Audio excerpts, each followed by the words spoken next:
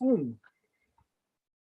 Bom dia para quem é de bom dia, boa noite para quem é da boa noite, 93 para quem é de 93, e você está assistindo mais um Bate-Papo Mayhem, e hoje o tema está muito show de bola, porque a gente vai falar de ferramentas mágicas e como consagrar e como trabalhar com essas ferramentas, e a gente trouxe um convidado muito fera, mas antes a gente já está num novo passo aqui do canal, que não sou só eu. Agora, nessa segunda temporada, a gente juntou a gangue e a gente fechou o boteco. Então, diretamente de Minas Gerais, curtindo o carnaval, Rodrigo Celso, como é que você está? Eu estou bem tranquilo aqui. O carnaval, assim, as ruas desertas, ninguém na rua, tá ótimo. Nunca tive tão bom. Maravilhoso. Dos reinos enoquianos, Ulisses Massad. Salve, galera. Pô, não vi absolutamente nada de carnaval, tô trabalhando normal, fui pro cliente hoje, fiz uma série de coisas, para mim tá como se estivesse num dia normal da semana. E diretamente lá do sul, Frater Belhar. Salve, mano. Boa noite, galera do Mayhem, um prazer estar aqui novamente. E hoje a entrevista promete, hein? Um dos maiores artesãos aí de produtos esotéricos, místicos, vai ser muito legal. Hoje vai ser muito massa. E de noite, lá no Morte Súbita, o irmão gêmeo malvado do Teoria da Conspiração, Thiago Tamussauskas. Boa noite, galera. Um prazer estar aqui de novo com vocês. Eu quero saber por que a jardineira está tão triste. E nosso convidado internacional, diretamente do Japão, Robson Belli. Não tem carnaval aí no Japão, né, Robson? Não tem. Graças a Deus não tem. Tá muito frio aí hoje, cara. Aqui tá derretendo tudo. Cara, hoje fez 2 graus, a máxima vai ser 6. Então, assim, está agradável. Maravilhoso. Antes, a última coisinha que eu estava conversando com um cara, a gente pede pro pessoal dar like e chamar os negócios lá no fim do vídeo. E aí me pediram para você que já ligou agora, já dá like agora. Não deixa para o final do vídeo. Então já segue o canal e aperta embaixo para você ficar sabendo, porque hoje já é a entrevista 286. Então tem muita coisa legal para antes. Então já marca agora para você não esquecer depois. E hoje a gente vai falar com o Urso. Urso ou Durso? Como é que a gente chama, mano? Olha, na realidade os dois. É um antigo apelido meu, Urso, e aí a marca virou Durso. Então, hoje em dia, as pessoas se acostumaram a me chamar de Durso. Perfeito, sem problema. Maravilhoso. Cara, seja muito bem-vindo aqui no Boteco. Aí você já sabe como é que funciona, cara. Quem entra aqui no Projeto Mayhem, tá junto da gangue, primeira noite tem que dar entrevista e tem que contar como é que chegou até aqui, cara. Então, como é que era? Você era criança, tá com esse fundo preto, né? Mas antes ia na igreja, pegava a hóstia, falava com o pastor e tal, e aí depois de 20, 30 anos, o cara tá aí com esse pano enoquiano, fazendo as canecas, ferramentas do Robson, do Ulisses. Como é que foi essa jornada aí? Então, olha só que coisa engraçada. Como quase todo mundo da minha geração, eu me aproximei da área ainda criança através da revista Planeta. Do tipo, um belo dia, 8 anos de idade, eu estava na rua com a minha mãe, passamos por uma banca, eu vi uma capa que me chamou a atenção e pedi para ela a revista. Era uma revista Planeta. Por sinal, era a edição comemorativa de 8 anos da revista. E a partir daí, só foi ladeira abaixo. Nunca me afastei muito. E, bom, convenhamos. Em termos de religião, eu nunca professei lá muita coisa, qualquer denominação. Acredito em espiritualidade, mas é uma coisa um pouco mais difusa, um pouco mais próxima do caoísmo. Urso, você apresentou para a gente, quando você terminar, emenda também para apresentar o que é a Durso. O que vocês fazem? Com certeza. A hora que vocês querem dar uma olhada agora? Fala um pouquinho primeiro do que você faz, acho que é legal para todo mundo conhecer, daí a gente emenda com as perguntas. O que vocês acham? Tipo assim, você sempre fazia tuas ferramentas mágicas, porque isso é uma coisa que a gente vai conversar muito aqui, que chega uma hora de todo mundo, né, se você não é o Robson que podia roubar as ferramentas do pai dele e tal, a gente uma hora teve que fazer Como é que você passou por essa transição, né, tipo, fazendo... Então, aí é que tá. Eu sempre tive essa coisa, como dizia minha mãe, bicho carpinteiro, né? Eu sempre estava fazendo os meus itens para tudo, inclusive para aquelas práticas mágicas que eu achava que eu estava brincando, né? E na realidade eu estava mesmo brincando, mas estava brincando de uma maneira um pouquinho mais séria, né? Fazia os meus itens, meus próprios para RPG também, né? E assim, eu comecei realmente me decidir a produzir, porque, cara, eu passava 2, 3 horas desenhando meu círculo no chão para 30, 40 minutos de ritual. Isso era muito frustrante, né? Porque depois tinha que apagar, porque afinal de contas, né, os bichos passam ali, os gatos, tem muito gato, os gatos passam pelo lugar, então terminou, apaga. Eu falei, cara, eu vou fazer meu tapete. Primeiro eu comecei a procurar, né? Eu olhava e falava, cara, a qualidade não tô curtindo. E o preço estava um resgate de faraó. Aí eu falei, olha, quer saber? Eu já fazia camiseta, inclusive essa camiseta é da produção original da Durso. Eu falei, cara, eu vou fazer em tecido. Que eu via muito em lona, plástico, canvas. E é muito legal, não há problema nenhum. Mas eu queria alguma coisa que fosse absolutamente portátil. Alguma coisa que eu enfiasse na mochila e levasse para onde eu quisesse, né? E aí os amigos começaram a ver, nossa, que legal, faz para mim, faz para mim, faz para mim. Eu falei, cara, quer saber? Vamos experimentar, né? E começou a dar certo, funcionar. As pessoas começou a chamar a atenção das pessoas e começaram a pedir, e atualmente é o carro-chefe da Durso.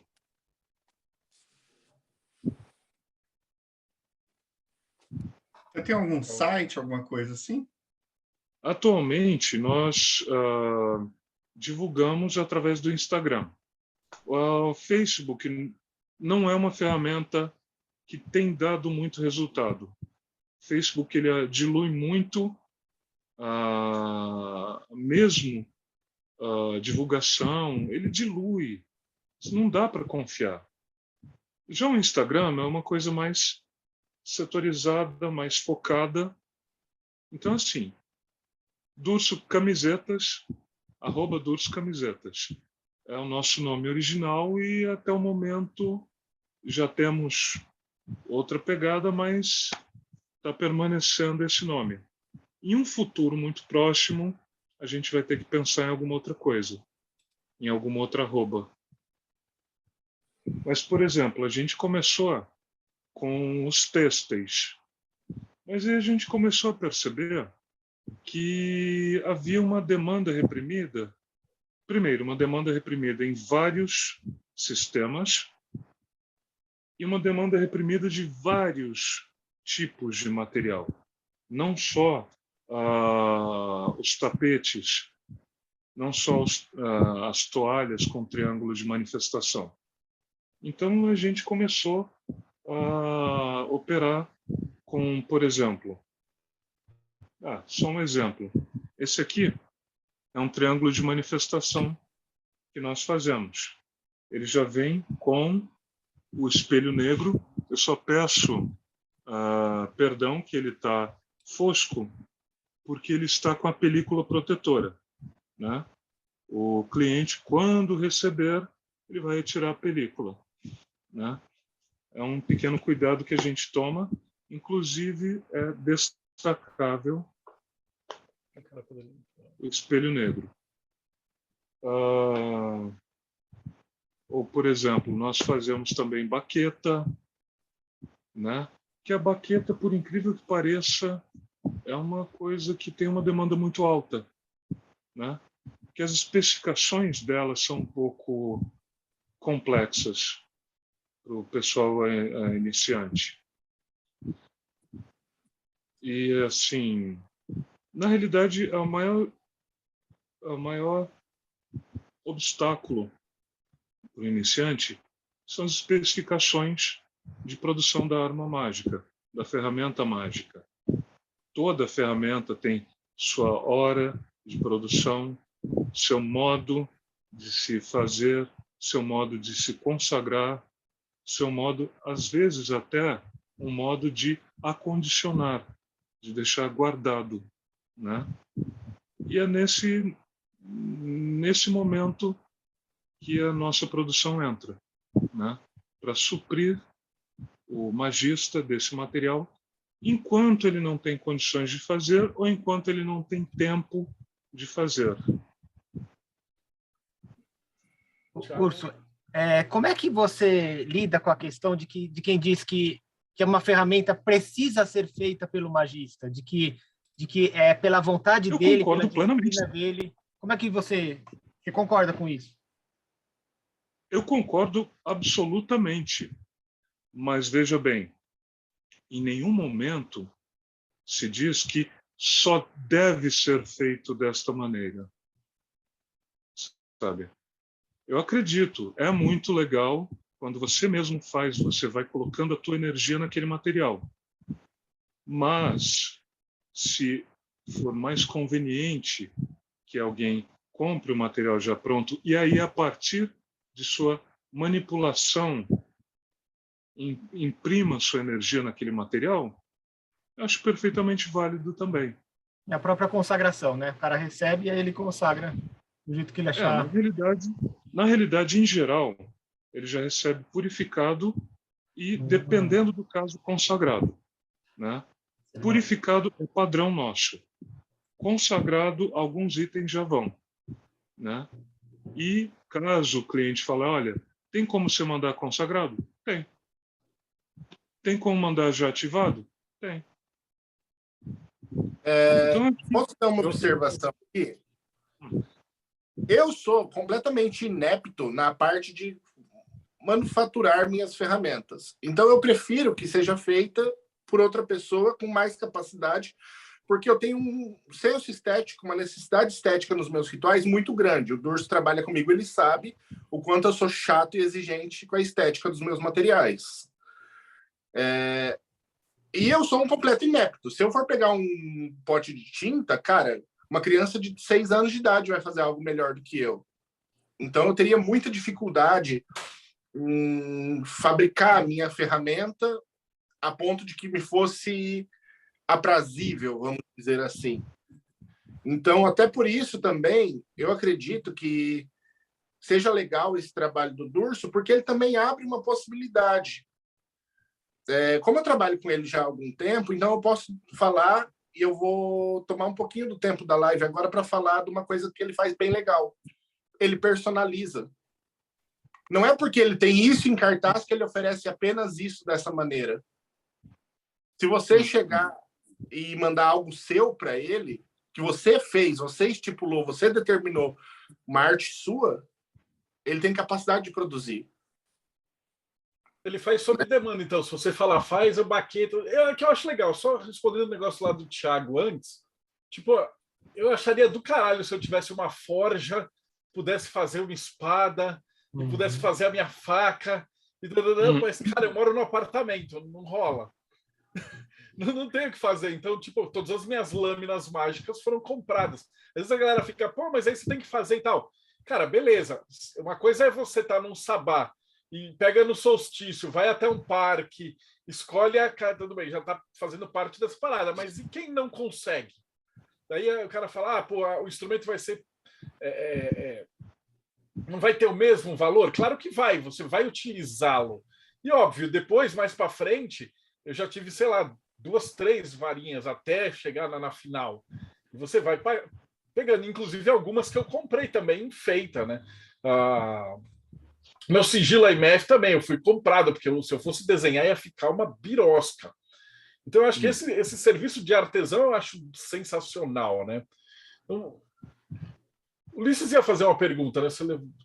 Então, na verdade, eu queria fazer, o Russo começou a explicar. Eu queria saber como é que foi a sequência dos itens que você foi fazendo.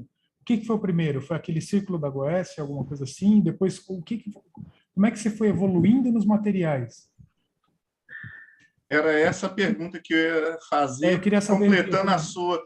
Quais os materiais que ele trabalha? Então, olha só. Originalmente, a gente começou a produzir material para Goécia salomônica, tá? Do tipo o tapete com círculo de proteção. Aliás, nós tínhamos 2 modelos. Era um tapete só com um círculo e com uma toalha com o triângulo de manifestação, e um outro modelo que estavam incluídos os 2, o tapete, o círculo e o triângulo, né? Aí, a partir daí, a gente começou a perceber que haviam mais sistemas que eram muito pouco representados, que as pessoas não encontravam material. Então, nosso desdobramento inicial foi a Goécia luciferiana e o sistema de tritêmios, né? Então, por um certo tempo, esse era o nosso tripé: salomônica, luciferiana e tritêmios, né? E claro, a gente sempre trabalhou com personalizado. Aí alguém fala: mas Durs, eu vi lá no teu Instagram e não tem nada disso. De fato, não tem. O trabalho que é personalizado, eu não guardo imagem nem para mim. Ele pertence só ao meu cliente. Então, assim, tem vários sistemas de clientes que eles encomendaram um protótipo comigo, executei o protótipo, aí a partir daí eles já começaram a pegar mais material. Olha, eu preciso de tal coisa, eu preciso de uma baqueta assim, eu preciso de um pantáculo assado, eu preciso de um tapete assim. E assim, eu não tenho o direito de reter a imagem de algo que não me pertence. Eu executei. Oi? O Ars Paulina, acho que foi um que você foi pegar a foto depois que eu fiz o ritual, né? Exato. E a partir daí, quando começaram a chegar os personalizados, também as pessoas falaram: escuta, mas você faz tal coisa? Eu falava: pera lá, eu vou investigar. Eu ia lá no Grimório, dava uma olhada, falava: dá para fazer sim. Tem como você fazer tal coisa? Só um instante. Grimório, dá. Ok, dá sim. E foi assim que a gente acabou diversificando, né? Aí a gente, depois do Tritêmios, a gente começou com uma parte ainda tímida de enoquiana e sistemas tidos como menores, que é a Ars Paulina, né? E foi indo. Aí a gente acabou... A gente tem... A galera fala: nossa, mas você tem um catálogo gigantesco. Você deve ter um estoque imenso. De maneira nenhuma.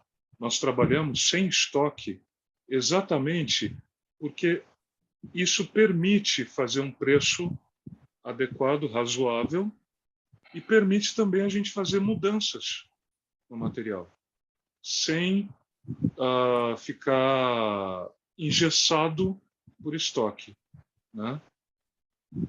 Você trabalha com tecido, madeira, que mais? Os materiais. Bom, cara, é bastantinha coisa.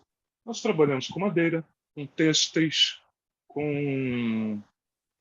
Por exemplo, isso aqui nós produzimos, não sei se vai dar para enxergar. Água da arte, né? É a nossa água da arte. Nossa, Urso, mas você vende água da arte? Tem gente que não faz água da arte? Cara, tem gente que não faz água da arte. Mas ninguém sabe. Cara, às vezes o cara não tem tempo, às vezes ele não tem segurança ele não se sente à vontade para fazer sua própria água da arte. Então, assim, não consegue. Não, mas nem é um negócio tão complicado no sentido de que, pô, a galera usa pemba. Quem faz a própria pemba? Não é todo mundo, mas aí não tem nenhum preconceito do cara ir lá e comprar na loja de macumba a pemba feita. Entendeu? Exato. E aí o pessoal faz com essa parada dentro do ocultismo e não tem tanta necessidade, né, cara? Tem espaço para todo mundo. Exato. É exatamente o que eu falo. Tem espaço para todo mundo, para toda maneira de pensar, para toda maneira respeitosa de produzir. Por exemplo, uma coisa que nós fazemos também é... Não adianta eu tentar mostrar detalhes, mas é o óleo de abramelin, né? Que, assim, eu fazia para consagrações pessoais para uso pessoal, né? E eu comecei a pensar, cara, ok. Eu observei em volta, eu olhava os preços do que eram praticados, eu falava, cara, não tem como produzir esse material da maneira como deve ser produzida e fazer esse preço. A combate. Sabe? Falei, tá. Eu produzia para mim, comecei a envasar e comercializar. Quer dizer, a nossa ideia é fornecer todo o material possível para as práticas mágicas, práticas ocultistas, práticas devocionais. Então, assim, Urso, eu estou precisando de castiçal. Você tem? Tenho. Você grava para mim? Gravo. Você grava na microretífica? Gravo. Grava no laser? Gravo. De forma que, assim, o que for necessário, por assim dizer, a nossa missão é fornecer material de qualidade e confiável para o maior espectro possível de sistemas. Porque, cara, você aumentando, produzindo para vários sistemas, você aumenta a representatividade do ocultismo como um todo. Sabe? Não temos preconceito nenhum. Você quer clifótica? Produzimos clifótica. É luciferiana? Produzimos. Satanista? Produzimos. Caoísta? Adoro, inclusive. Aí, eu acho que... Então, quer dizer, o que for necessário, a gente produz. O que a gente não conseguir produzir, a gente avisa, olha, amigo, infelizmente esse material a gente não consegue produzir, mas eu posso te indicar quem produz com qualidade. Fantástico. Tiagão? Que eu acho que é assim. Pode terminar de falar. Que eu sei lá, cara, eu acho que é assim que adulto deve operar, né? Sim. Urso, explica pra gente, você falou que se o cliente pedir, você já manda consagrado, se pedir, você já manda ativado, mas explica para o pessoal que está assistindo a gente qual que é a diferença entre consagrado e ativado. Uma pergunta que o Felipe Cunha mandou aqui no chat pra gente. Ok. Tem itens de uso cerimonial que eles são consagrados a, vamos supor, determinada divindade, determinada entidade, são dedicados a alguém. Tá? E aí você faz a consagração a esta entidade, a essa deidade. Ok. Tem outros itens que eles não precisam ser dedicados a essa entidade. Entretanto, eles têm que ter sua carga mágica, por assim dizer. Carga, como se fosse uma bateria. Então, aí sim existe a ativação. Por exemplo, a diferença. Por exemplo, vamos mostrar um exemplo de ferramenta que é consagrada. Este é um sino esse é o sino de banimento que executa o ritual menor do pentagrama. Esse foi uma criação nossa, tá? gravei nele, configurei nele fisicamente os símbolos do RMP e fiz a ativação dele. Então, enquanto existir objeto físico e com a intenção for executado 4 vezes o sino, ele vai estar executando o RMP.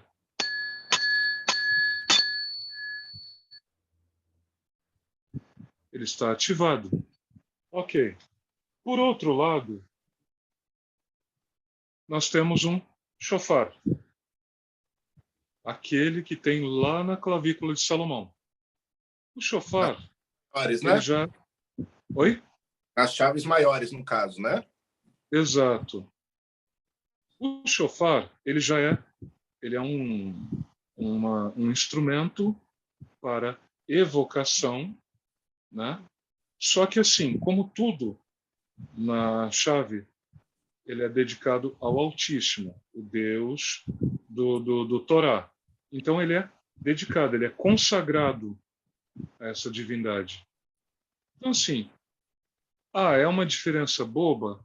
Pode até ser, mas é exatamente na nossa área essas minúcias que fazem a diferença entre uma arma ou ferramenta mágica bem-sucedida e uma inútil ou mal-sucedida. Você fez as inscrições nele, Durso? Mostra aí pra gente. Sim, olha só. Olha só. Deste lado, a inscrição em hebraico. Do outro lado, a inscrição em caracteres mágicos. Perfeito. Se você trabalha com pirógrafo, como é que você faz essas inscrições? Algumas coisas é com pirógrafo, outras coisas com laser de CO2 e outras com laser de fibra. Que bacana. Por exemplo, Estou me sentindo numa loja. Sabe quando você está jogando RPG, você chega naquela vila, aí você tem aquela loja do mago e você entra e começa... Adoro, inclusive. Tem pergaminhos aí escrito com os feitiços? E claro também que você pode pedir para o Urso fazer a bagaça toda do jeito que você quiser, com os sigilos que você quiser. Na hora que ele te entregar, você vai fazer todo um ritual em cima. Uma coisa não anula a outra. Isso que é o que às vezes a galera vem perguntar e não entende. Desculpa, Agora, por exemplo, posso mostrar um exemplo de um material? É um material que acabou usando várias técnicas, porque na realidade poucas coisas você consegue usar uma única técnica do começo ao final.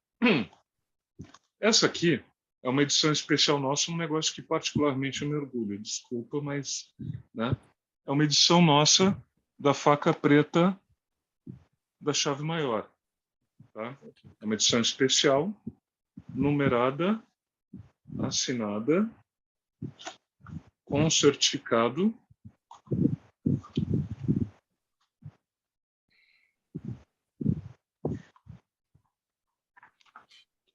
Aí, olha só.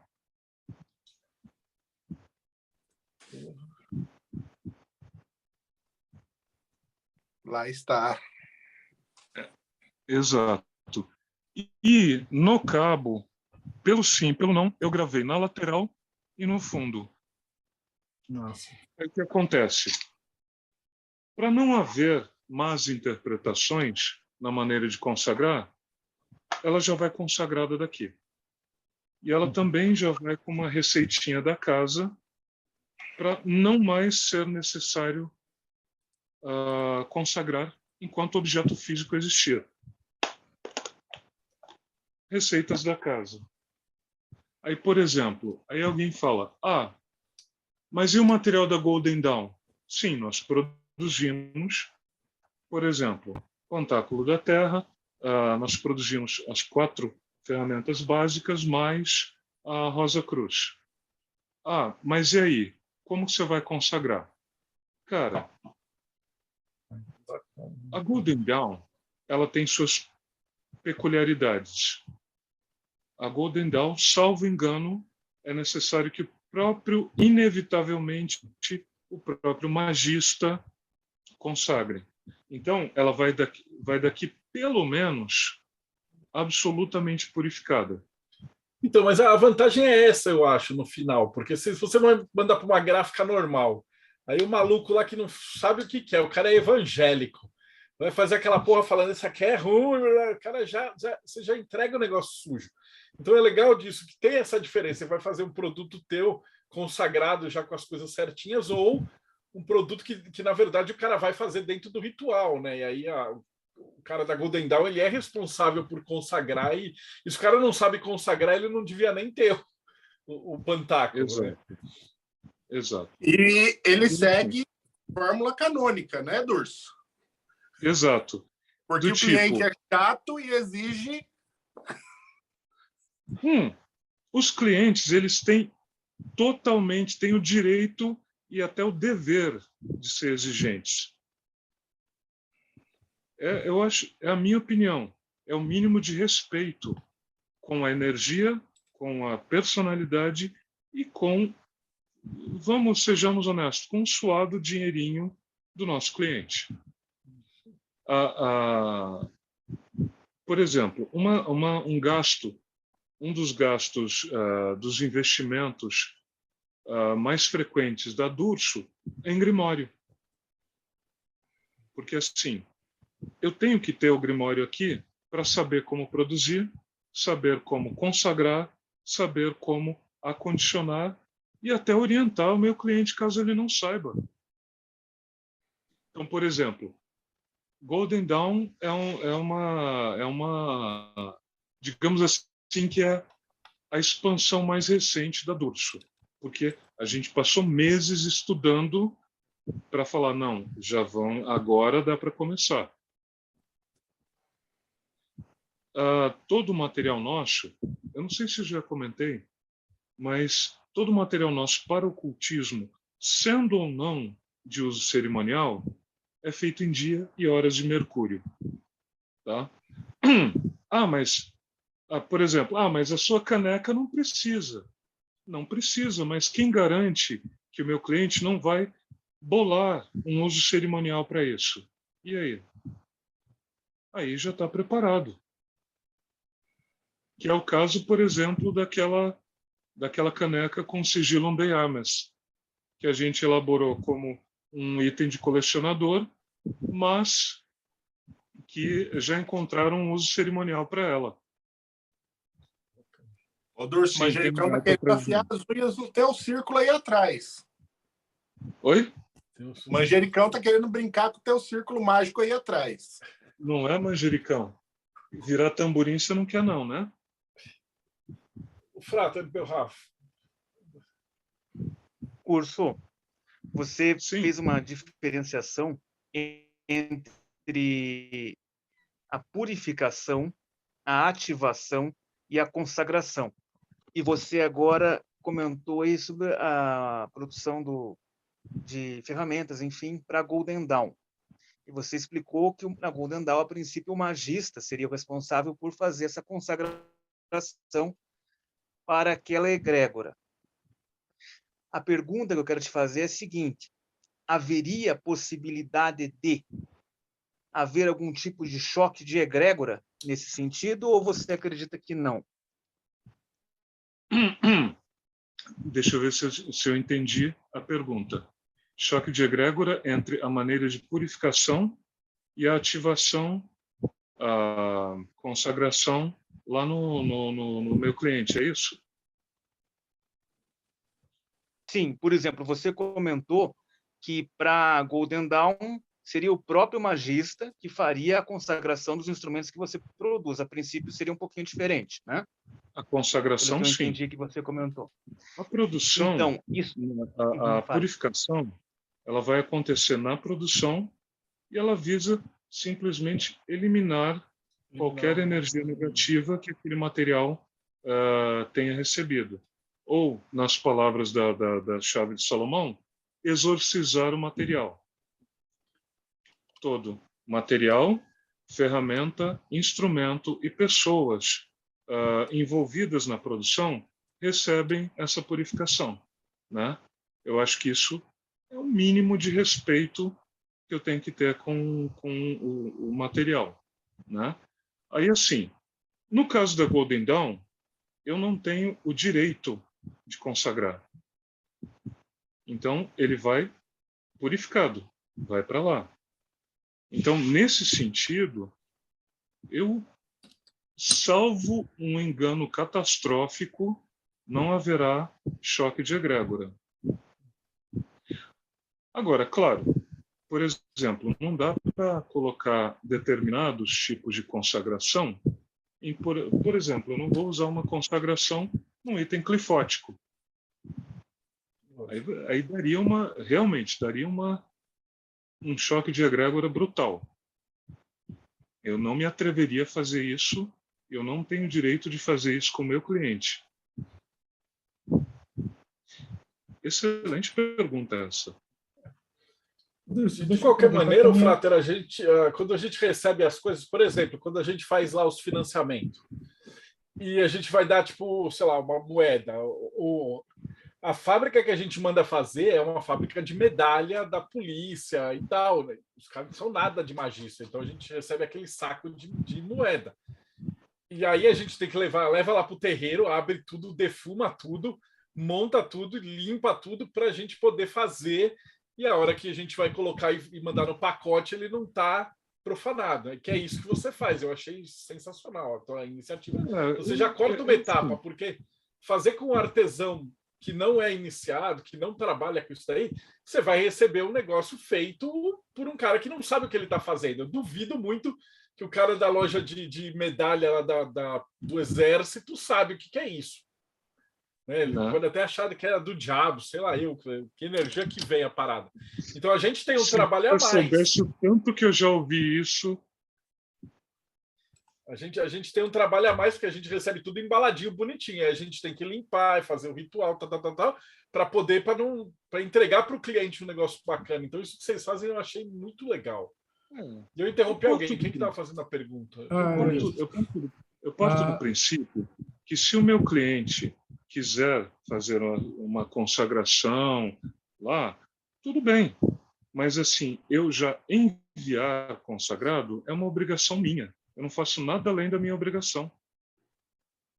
Pelo menos purificado, né, Durso? Sim. Seria uma falta de respeito enorme. Tira uma dúvida minha. Com relação à sua logística de fazer os itens, né? Você falou que você faz no dia e hora de Mercúrio, né? Então, eu imagino que você receba aí um monte de encomendas e aí você fica restrito ao dia de Mercúrio para fazer. Como é que é isso, cara? E depois, para consagrar isso tudo, coisas de egrégoras, como é que você lida com tudo isso daí? É assim. Vamos por partes.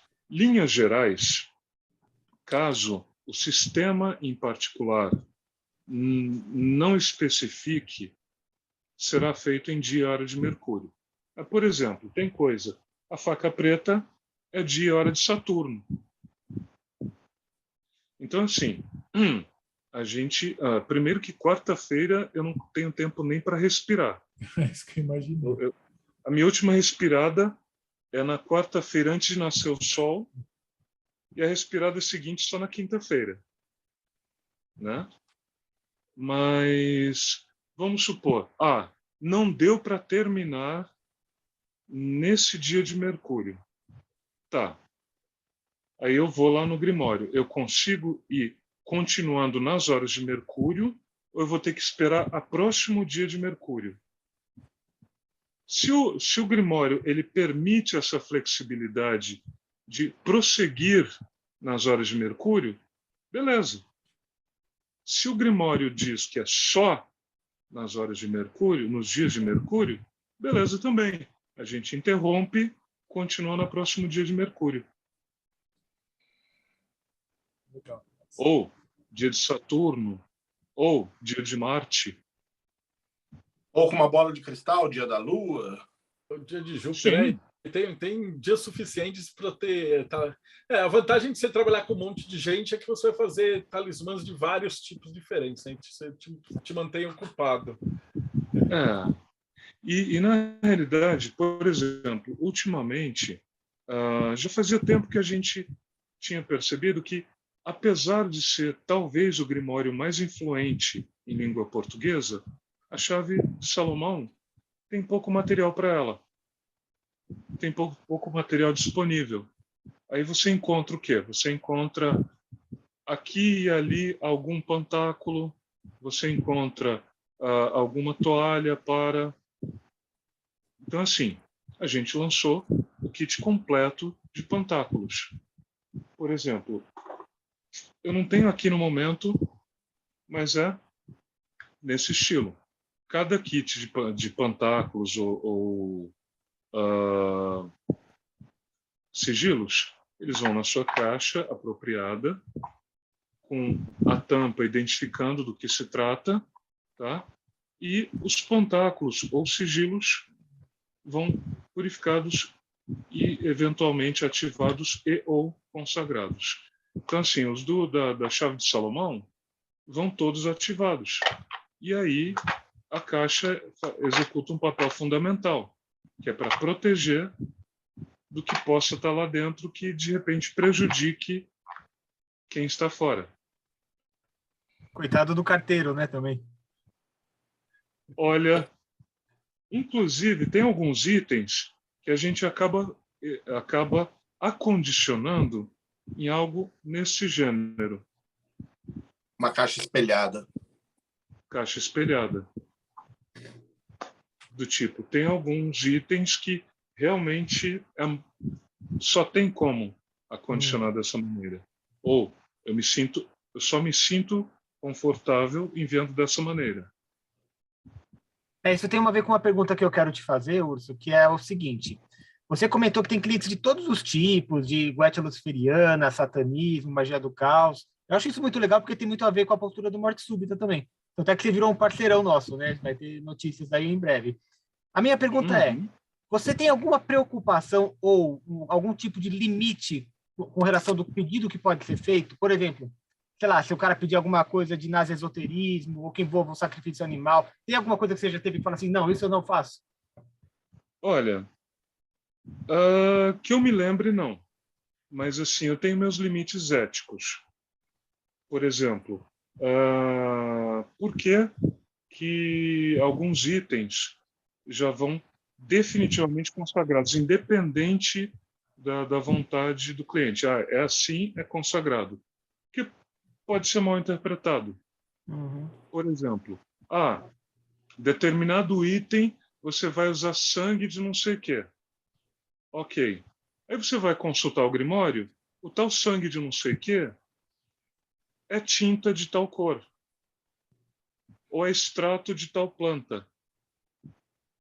E é muito mal interpretado por pessoas que talvez não conheçam muito bem o determinado Grimório, né? Então, assim, tirando essa coisa, porque eu tenho uma relação muito próxima com o bicho, né? Então, este é o meu limite ético, né? Agora, de resto, produzo a finalidade que o cliente vai dar a isso já é uma responsabilidade dele. Durso, me desculpa, eu vou ter que desligar a live. Se eu fosse doutor... Mas esoterismo você já rejeitou, sim, uma vez. Nazi-esoterismo você já rejeitou uma vez, sim, que você me contou. É a exceção que eu comentei agora há pouco. Ah, tá. Beleza. Então não estou te desmentindo. Ô, Robson, eu vi. Mostra um pouquinho. Enquanto o Urso estava falando, você mostrou umas coisas, só que a câmera não estava em você. Então, para a galera do YouTube, eu vou mostrar uma coisa que eu acho que é quase que exclusividade minha. Eu nunca vi em lugar nenhum para vender.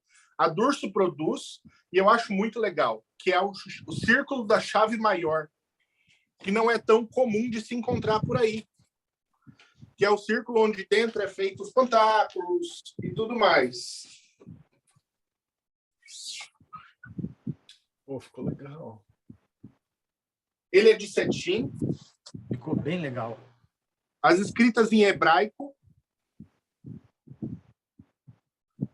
E, cara, é soberbo o material. É soberbo, não tem outra palavra. Nós temos aqui também o triângulo de manifestação, né?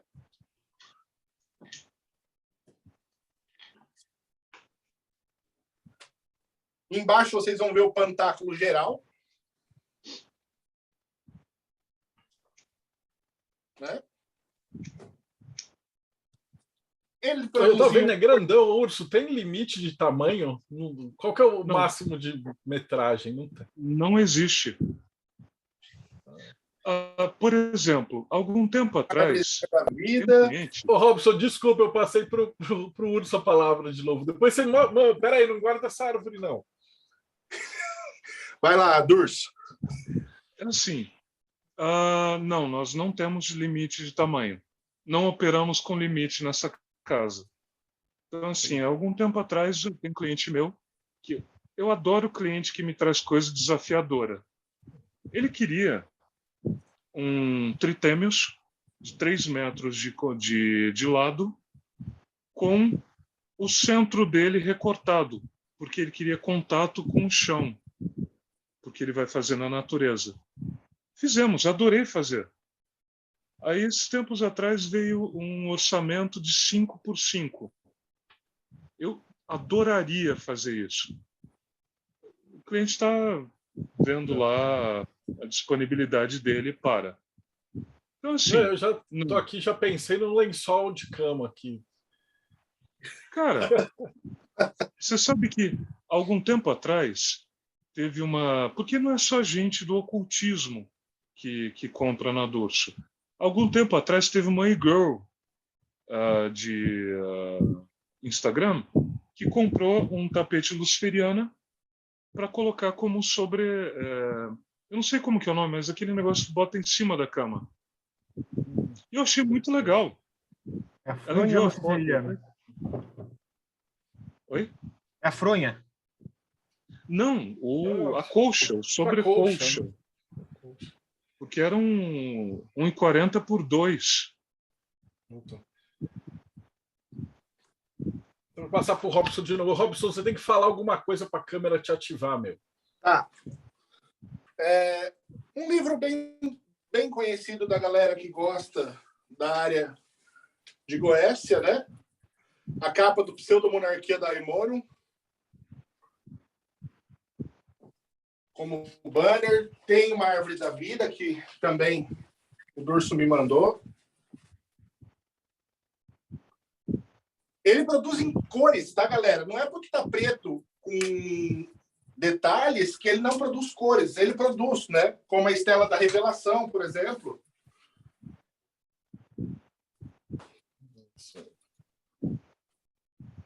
Saiu, eu conheço um monte de gente que vai querer. Um grimório em tecido que ele produziu, do qual eu sou um dos poucos possuidores hoje, é o calendário mágico.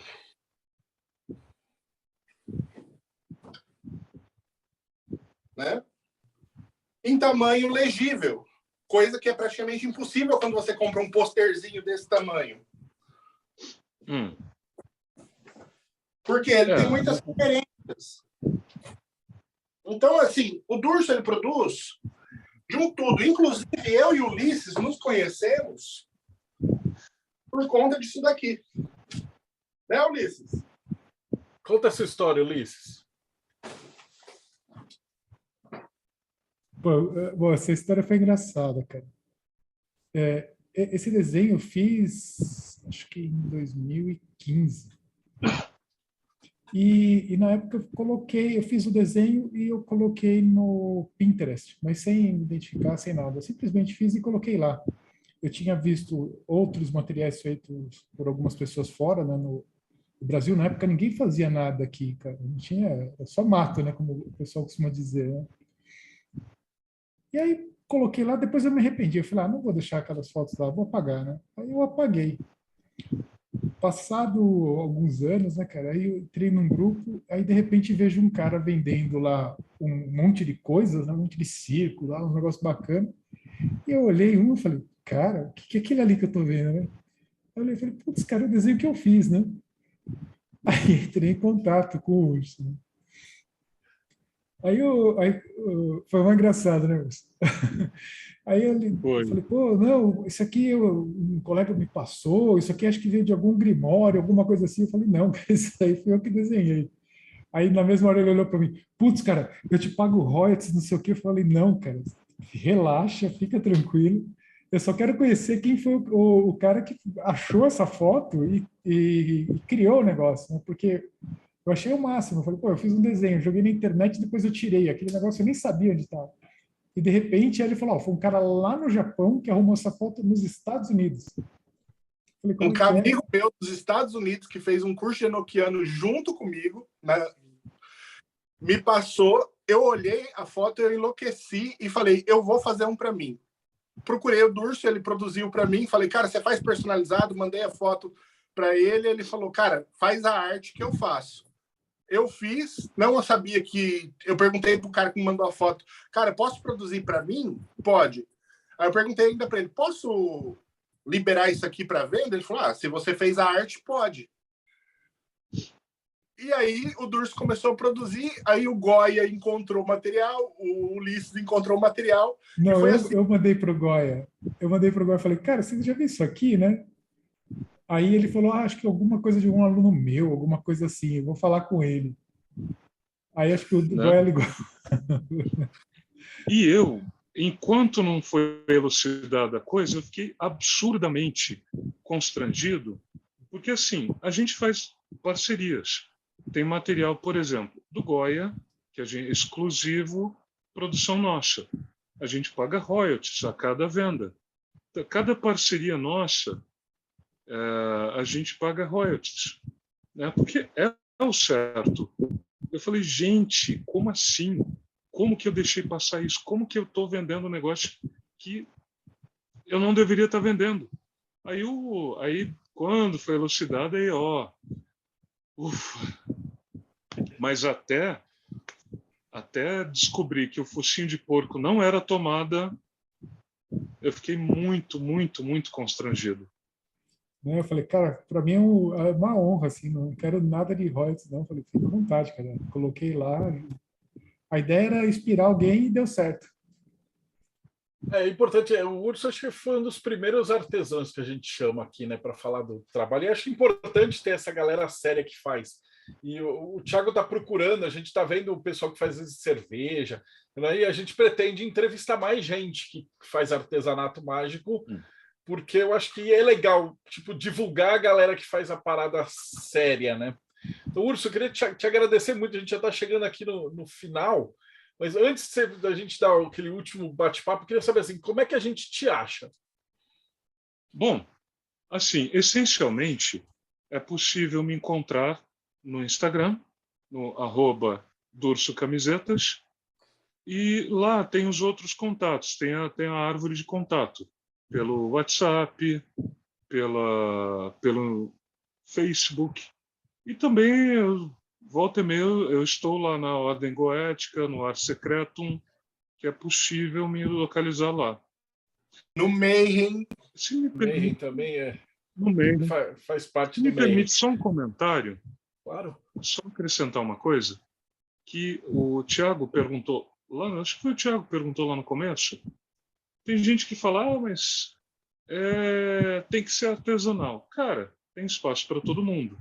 Mas eu acredito que você fazer de uma maneira semi-manufatureira garante que seja um material padronizado, do tipo que você vê na propaganda é o que você vai receber em casa. Eu acho que isso é muito importante para qualquer praticante, seja mais avançado, seja iniciante. Posso complementar só uma coisa aí nisso que você falou? Eu acho que essa necessidade de ser da pessoa que faz vai depender muito do modelo de magia que a pessoa usa. E aí eu penso assim, se a pessoa tem um modelo mais tradicional, é melhor que seja feita por um especialista que vai seguir exatamente a receita que tem que ser seguida.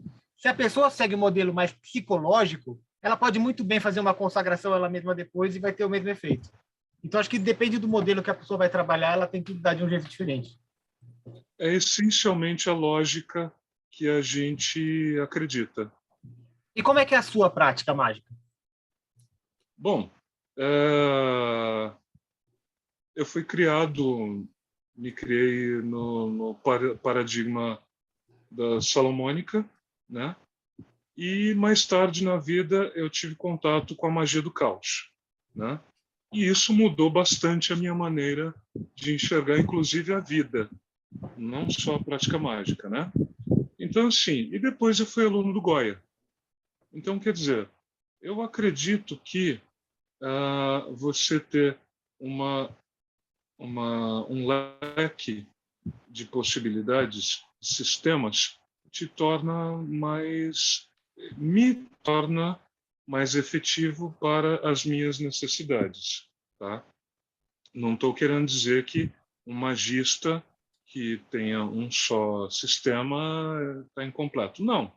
Mas, assim, essencialmente, eu opero com Salomônica, muito pouco com Tritêmios, alguma coisinha de Paulina, Enoquiano e Caos. A gente já está quase chegando aqui no final. Rodrigão, considerações finais. Fantástico, adorei, assim, me senti, como eu falei, numa loja de magia, onde você encontra itens realmente mágicos e não... O Rodrigo é quase um artesão de magia, só que ele usa a impressora 3D dele. Eu tenho uma impressora 3D aqui, eu faço em resina ou em filamento também. Morrendo de inveja nesse momento. Frater Belras, suas considerações finais. Primeiramente, parabéns, Urso, pelo que o Robson mostrou. Os teus produtos aí são excelentes. A impressão, o cuidado, o detalhe, de primeira linha mesmo. Meus parabéns aí, foi uma excelente entrevista e poder conhecer melhor o teu trabalho. Ulisses Massad. Só para parabenizar o meu amigo aí, o Urso. O trabalho dele realmente, a gente vê a qualidade, o carinho que ele faz, o carinho que as coisas vêm embalado, né? Eu ganhei uma caneca que veio do Robson, que foi enviado por ele, né? Então, você vê já na embalagem o cuidado que ele tem com o material. E lembrando, né, a galera também, por exemplo, né, de falar, poxa, eu vou comprar um negócio terceirizado, né, eu tenho que fazer.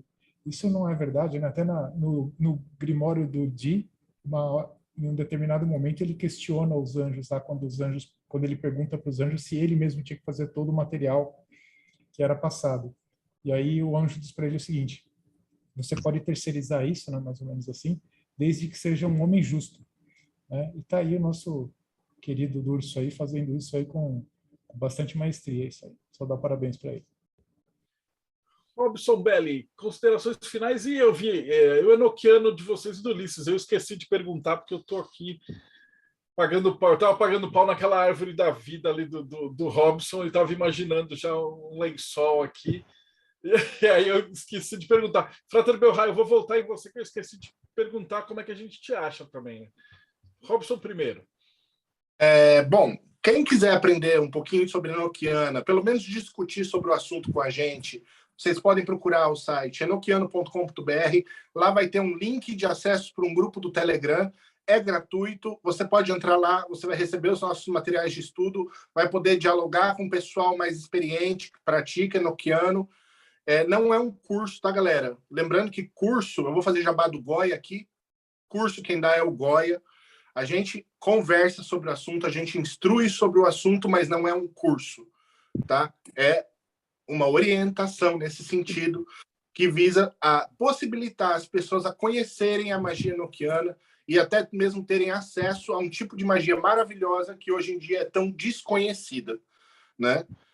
Então, pessoal, eu estou lá à disposição da galera, o Ulisses está lá, o grupo roda 24 horas praticamente, porque quando não é a galera do Brasil, sou eu aqui no Japão acordado.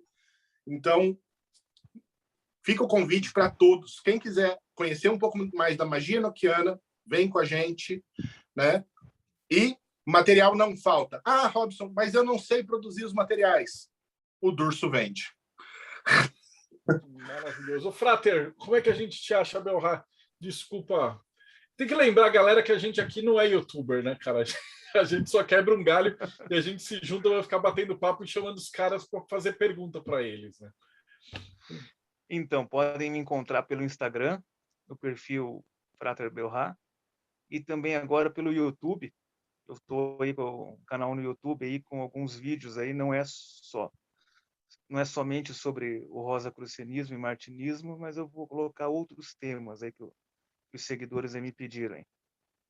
Fantástico. E finalmente, se você viu todas essas coisas malignas, satanistas e proscritas que o Urso faz, tem um site que tem tudo isso daí, que é o site Irmão Gêmeo Malvado, do Teoria da Conspiração, que é o Morte Súbita, que é onde você vai encontrar todas as bases profanas para se inspirar para chegar depois para o Urso e falar, cara, eu quero um igual eu vi no Morte Súbita, né?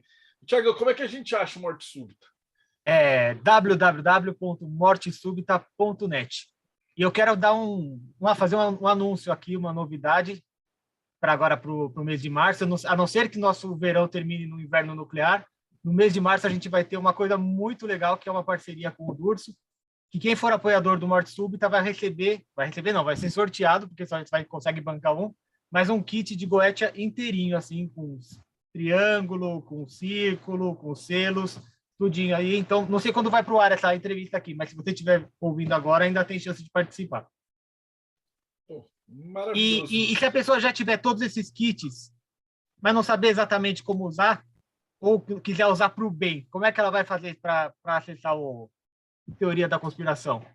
Pô, o Projeto Mayhem, a gente está nesse exato momento no Carnaval, reformulando aquele site, porque o nosso site, para quem não sabe, ele é de 2007, no WordPress, e ele nunca foi remontado do zero. Então, ele foi passando por atualizações em 2010, 2012, e aí ele foi virando um Frankenstein cada vez maior e tal. E agora a gente finalmente conseguiu achar um cara especialista que não morreu, né? Porque a gente também contratava os caras para mexer no site, o cara tinha doença, morria a família, toda essa... Aí a gente está agora dando suporte, então eu acho que até o fim do mês também o site do Projeto Mayhem inteiro já vai estar tudo organizadinho, com os blogs, com os podcasts, com tudo acertado, né? Então, projetomayhem.com.br ou catarse.me/TDC.